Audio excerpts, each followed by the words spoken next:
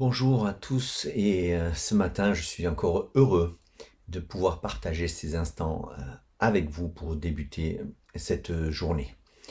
J'aime rechercher dans ces petites méditations le côté positif, la bonne nouvelle du jour, l'excellente nouvelle de la journée.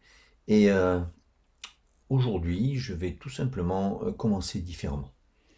Je vais juste lire avec vous le passage qui nous guide pour cette méditation.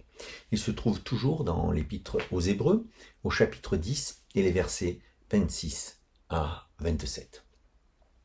En effet, si après avoir reçu la connaissance de la vérité, nous vivons délibérément dans le péché, il ne reste plus pour nous de sacrifice pour le péché. La seule perspective est alors l'attente terrifiante du jugement et du feu ardent qui embrasera ceux qui se révoltent contre Dieu. Fin de cette lecture. Effectivement, nous commençons avec ce rappel de Paul qui vient annoncer aux Hébreux, puisque c'est à eux qu'est adressée cette lettre en priorité, et il vient leur annoncer pas que des bonnes nouvelles. Je ne dis pas par là, ne vous y prenez pas, que aujourd'hui je n'ai que des mauvaises nouvelles pour vous. Mais avançons. Pour les Juifs, il s'agit d'être clair dans le changement. On ne peut pas bénéficier de la nouvelle alliance au travers du sacrifice suprême de Christ, leur dit Paul, et retourner vers les lois de l'ancienne alliance. C'est pas possible. Ou les us et coutumes, ou encore pire, les traditions de la culture juive. Voilà ce que leur annonce Paul, et voilà pourquoi ce texte est très clair.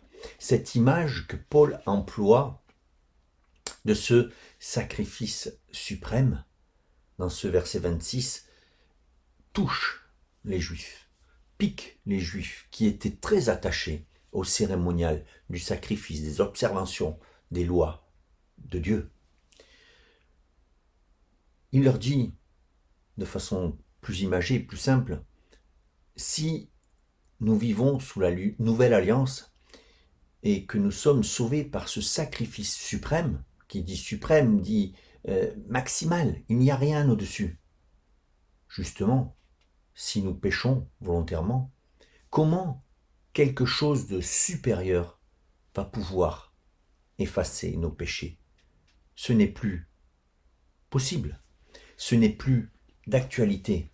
C'était avant, mais plus maintenant. Mais ne nous méprenons pas, ces versets sont aussi pour nous. Si nous considérons la grâce de Dieu et ce qu'elle a permis de faire au travers du sacrifice de Christ pour nous, il est inconcevable que quelqu'un qui a eu la connaissance de la bonne nouvelle, je dis bien quelqu'un qui a eu la connaissance de la bonne nouvelle, qu'une personne, une de ces personnes, puisse volontairement salir le sacrifice précieux de Christ. Les conséquences en seraient terribles. Paul ne s'en réjouit pas, mais annonce clairement ses conséquences. Car Paul, tout comme nous, croit en un Dieu de justice. Et il ne laisse à ceux qui salissent ce sacrifice que l'amère attente du jugement et de sa sentence qui sera effective dans le feu qui dévorera, dit-il, les ennemis de Dieu. Frères et sœurs, il ne s'agit pas d'une mauvaise nouvelle pour nous qui avons cru et accepté ce sacrifice suprême de Christ. Je vous rassure, notre salut n'est pas remis en cause. Ce serait pour Paul se contredire lui-même. La bonne nouvelle dans ces versets, C'est la valeur que prend tout à coup notre salut. La plus-value qui est donnée à notre salut. Effectivement, son importance est proportionnelle au sacrifice de Christ. Le sacrifice est au-dessus de tout. Notre salut est à l'abri de tout cela. Mais si ces deux versets sont positionnés là, et si nous les partageons ce matin, c'est pour continuer à nous encourager, comme cela a été fait dans les petites méditations matinales d'hier ou d'avant-hier. Continuer à nous encourager mutuellement, frères et sœurs, à justement ne pas laisser entre Dieu et nous de la place pour le péché.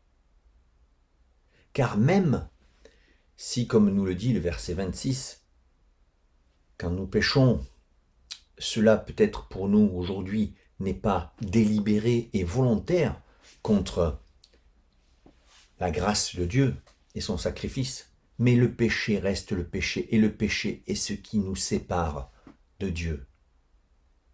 Persévérons, réjouissons-nous ce matin de savoir que nous évitons une sentence terrible. Réjouissons-nous ce matin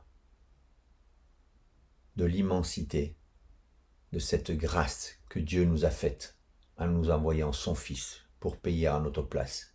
Elle éloigne de nous ce jugement terrible, mais aussi très juste, contre ceux qui auraient sali ce don merveilleux de Dieu.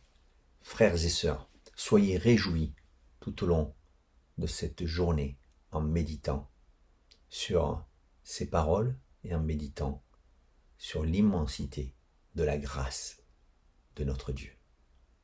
Bonne journée.